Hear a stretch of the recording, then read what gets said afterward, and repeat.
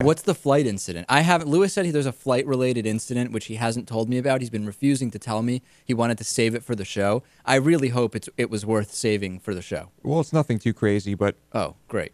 I mean, normally you're the one having issues with flights, right?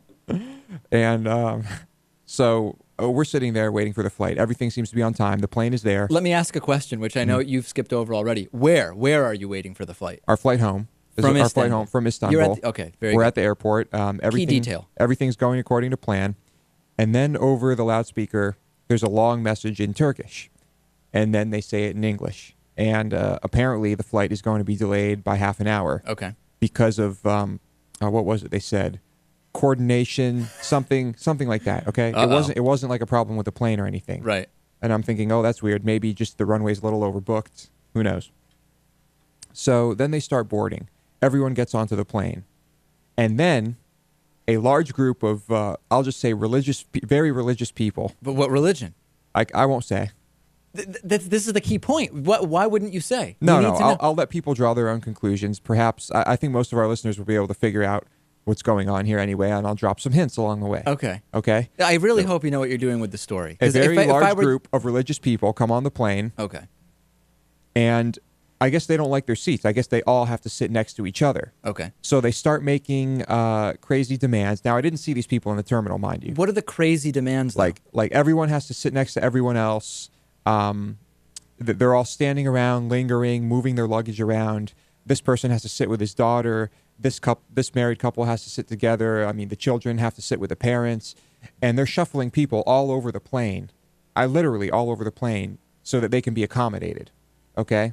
And I can see that they're driving the staff crazy. Okay. That they're asking them for things other than just moving around. This delays our flight another half hour, right? So now you're an hour late.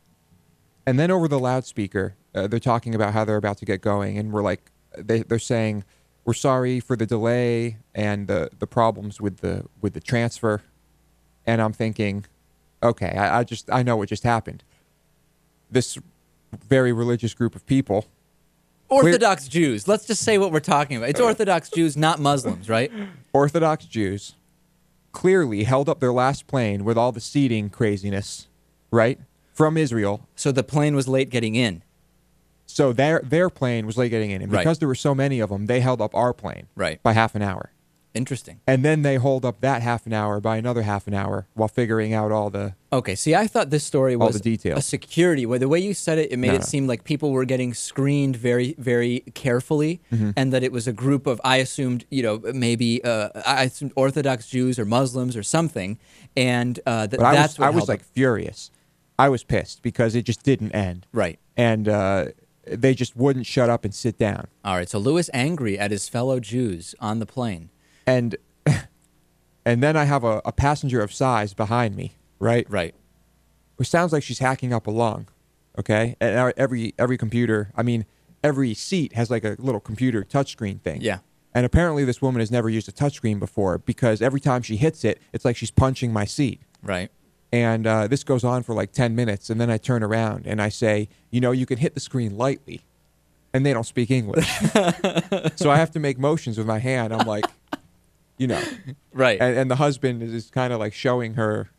Anyway, it stopped after that. Difficult flight, it sounds like. 10.5 hours. Any vomiting? Couldn't sleep. No vomiting. No sleeping, though? No. No vomiting, but no sleeping.